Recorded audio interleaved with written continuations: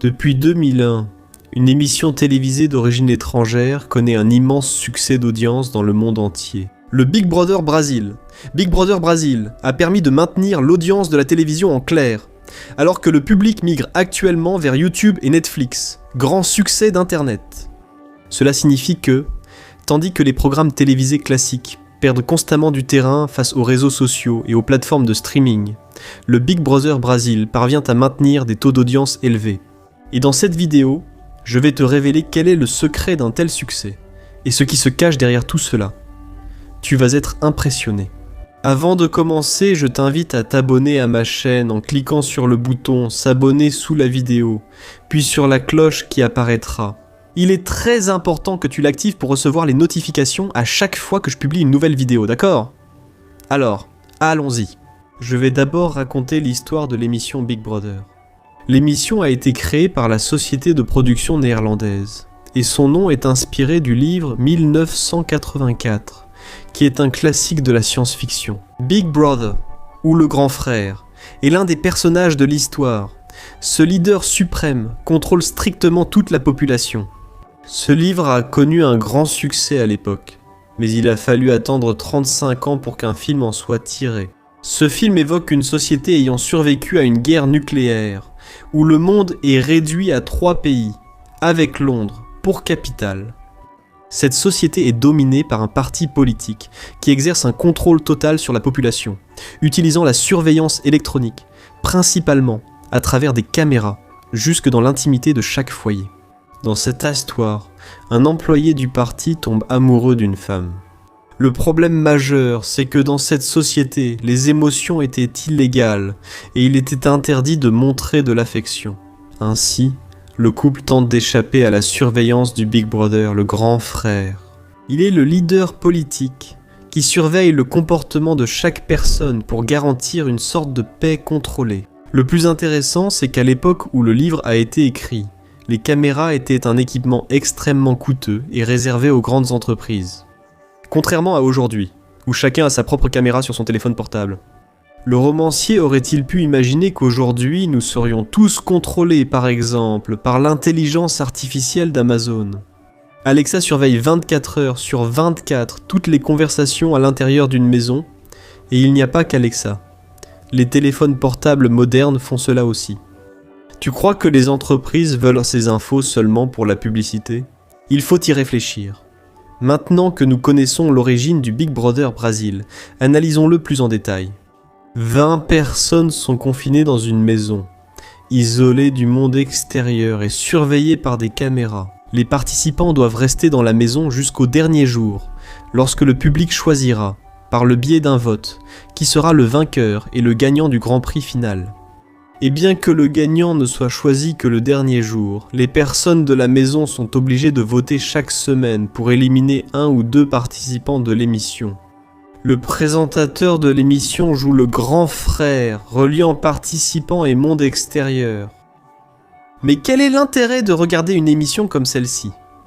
Pourquoi les gens passent-ils des heures à regarder l'intimité de chaque participant ? Frère, nous savons que l'une des principales caractéristiques de Dieu est l'omniscience, même si la Bible n'utilise pas l'adjectif omniscient.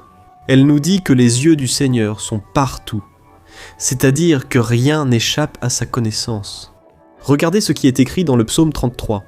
Des cieux, le Seigneur regarde et voit toute l'humanité, depuis son trône. Il observe tous les habitants de la terre, lui qui façonne le cœur de tous, qui connaît tout ce qu'ils font. Vous vous demandez peut-être, pasteur, pourquoi parler de l'omniscience de Dieu ? Cela ne semble pas lié à cette émission. Mais est-ce que l'être humain ne désire pas aussi se sentir comme Dieu et tout savoir sur la vie des autres ? Quand on regarde ce type d'émission, ne se sent-on pas investi du pouvoir d'éliminer ou de garder un participant ? Car cela devient plaisant ?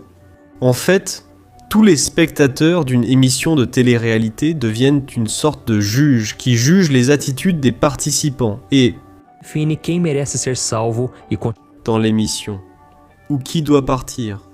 Cela explique aussi le succès de certaines séries et films qui ont le même objectif, comme par exemple les films Hunger Games, et la série la plus vue sur Netflix, Round 6. Le grand problème, c'est que lorsque nous voulons prendre la place de Dieu, nous imitons Satan, qui, un jour, a voulu s'élever au trône suprême pour devenir comme Dieu. A Bíblia diz no livro de Atos, capítulo 12, Un jour, le roi Hérode est devenu si orgueilleux qu'il se croyait l'égal de Dieu, et voyez ce qui lui est arrivé. Le jour venu, Hérode, en habits royaux, s'assit sur son trône et adressa un discours au peuple. Ils ont commencé à crier « C'est la voix d'un Dieu et non d'un homme !» Comme Hérode n'a pas glorifié Dieu, immédiatement, un ange du Seigneur le frappa. Il mourut rongé de vers. Bien sûr, cela ne signifie pas que regarder le Big Brother Brasil, c'est comme agir comme le roi Hérode. Mais ce qui peut arriver, c'est que ce genre d'émission de télé-réalité peut stimuler en nous ce désir humain de vouloir juger et contrôler la vie des autres. Dans le jardin d'Éden, Satan a trompé Adam et Ève en affirmant qu'ils pouvaient se passer de Dieu et être maîtres d'eux-mêmes. Et cette idée est devenue si attrayante qu'Adam et Ève ont succombé à la tentation. Et c'est pour cela que l'apôtre Paul nous donne l'avertissement suivant. Regardez ce qu'il a dit. « Je crains simplement, comme le serpent a trompé Ève par ruse, que votre esprit se détourne de votre dévotion sincère et pure envers le Christ. » Frères, nous avons été tentés chaque jour, de différentes manières, mais Jésus a déjà écrasé la tête du serpent, en mourant sur la croix pour nos péchés.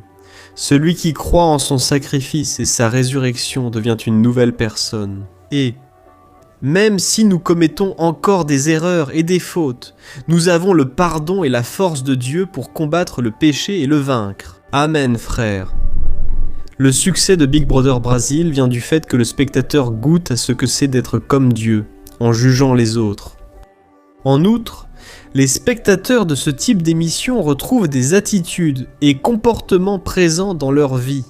Il ne le fait pas, mais peut être influencé à son insu. Par exemple, lors des fêtes, les gens s'enivrent, se ridiculisent, ont des relations, disent des gros mots et bien plus encore. Et à mesure que les gens regardent cela, consomment ce type de contenu, cela fait que la société, avec le temps, considère tout cela comme normal. Frères, la parole de Dieu est claire. Voyez Isaïe chapitre 5. Malheur à ceux qui nomment le mal bien et le bien mal, qui transforment ténèbres en lumière et lumière en ténèbres, l'amer en doux et le doux en amer. Malheur à ceux qui se croient sages et intelligents. Malheur à ceux qui excellent à boire et à mélanger des boissons.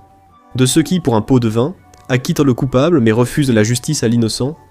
Cela signifie-t-il que, comme chrétiens, nous ne devrions pas regarder le Big Brother Brasil? Non. Mais c'est un choix que tu dois faire. La Bible dit que tout m'est permis, mais tout ne m'est pas utile. Et il existe en effet beaucoup de bons divertissements à la télévision, sur Internet, qui édifient la vie du chrétien. Et c'est pour cela que tu dois te concentrer sur eux. Avant tout, concentrons-nous sur notre relation avec le Christ.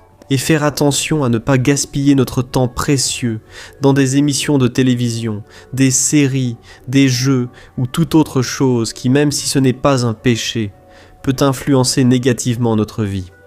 Voici ce que dit la Bible. N'aimez pas le monde ni ce qu'il contient. Si quelqu'un aime le monde, l'amour du Père n'est pas en lui. Tout ce qui est dans le monde, la convoitise de la chair, des yeux et l'ostentation des biens ne vient pas du Père, mais du monde. Le monde et sa convoitise passent, mais celui qui fait la volonté de Dieu demeure pour toujours. Je suis le pasteur Antonio Junior. Si ce message vous a plu, partagez-le sur WhatsApp, envoyez-le à vos proches et abonnez-vous à ma chaîne. Que Dieu te bénisse, et je t'attends dans la prochaine vidéo, une grande accolade.